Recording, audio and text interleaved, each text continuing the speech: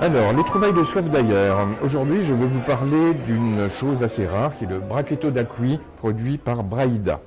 Braida est une maison qui a été fondée par un joueur de Jokari. Ils appellent ça la balle à l'élastique, qui est un jeu typiquement piémontais. C'est la troisième génération maintenant qui fait ce vin, la maison Braida, dont nous avons aussi quelques autres représentants, une Barbera d'Asti. Alors le Brachetto d'Acqui, c'est quelque chose d'un petit peu particulier.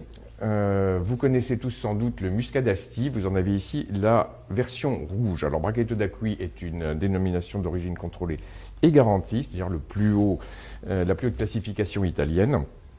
Le Brachetto est un cépage très très ancien, puisque Jules César et Marc-Antoine en étaient friands, et il semblerait qu'ils l'aient tous les deux utilisé pour s'attirer les grâces de Cléopâtre.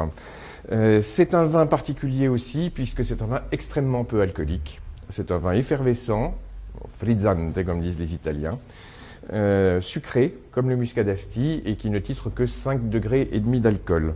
Donc c'est un joli vin de dessert. Et alors là, vous avez du bonbon anglais mis en bouteille. Vous avez de la fraise, vous avez de la groseille, de la grenadine. C'est quelque chose d'extrêmement agréable à boire. C'est plus qu'anecdotique. Donc évidemment, vous pouvez le boire avec vos desserts. Vous pouvez aussi, et ça c'est quelque chose d'absolument excellent, si vous demandez avec quoi accompagner de façon très originale vos fromages de brebis secs, vous avez trouvé. Brachetto d'Acqui, 19 € chez Soif d'ailleurs. Je laisse Nicolas vous parler d'une autre rareté. Bonsoir. À mon tour désormais de vous amener l'introuvable aussi, parce que voilà, ça fait partie des missions de Soif d'ailleurs. Je vous emmène au Canada, et loin au Canada, pas chez nos confrères du Québec, mais en Colombie-Britannique, dans une petite vallée qui est quand même réputée, mais surtout sur la côte ouest, à la fois des États-Unis et du Canada, qui n'a pas attendu encore une fois qu'on la découvre nous, Soif d'ailleurs, parce que depuis 1927, c'est quand même une région viticole reconnue dans cette contrée de l'hémisphère nord. La vallée d'Okanagan, c'est un lac, hein, le lac Okanagan, et bien sûr une vallée d'une rivière qui va vraiment serpenter plus ou moins partant du Washington State aux États-Unis en remontant dans la Colombie-Britannique. Il n'y a pas d'ailleurs complètement de séparation nette entre les vignobles de Washington State et les vignobles du Canada. C'est un petit peu une même veine qui suit. Et ici, vous êtes donc chez un domaine qui s'appelle Tantalus, à peu près 43 hectares. Ils sont au bord du lac Okanagan, dans une petite appellation qui s'appelle Kelowna.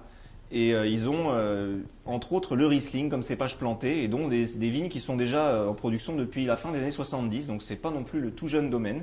Ils sont très reconnus pour leur travail manuel, vraiment leur souci de la nature. Ils ont des abeilles et ils produisent du miel. Ils travaillent tout à la main.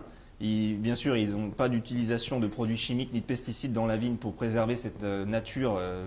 Quand on est là-bas, on comprend bien pourquoi on a envie de préserver cette nature environnante.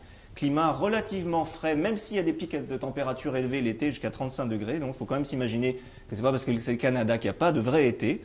Il y en a un, en tout cas en Colombie-Britannique. On peut faire mûrir des cépages rouges également, mais ils se concentrent principalement sur Chardonnay, Riesling, Pinot Noir, des choses qu'on a un peu dans le climat plus frais en Europe. Et ici, ils nous ont relativement, on va dire, assis tous quand on a dégusté ça à l'aveugle un soir.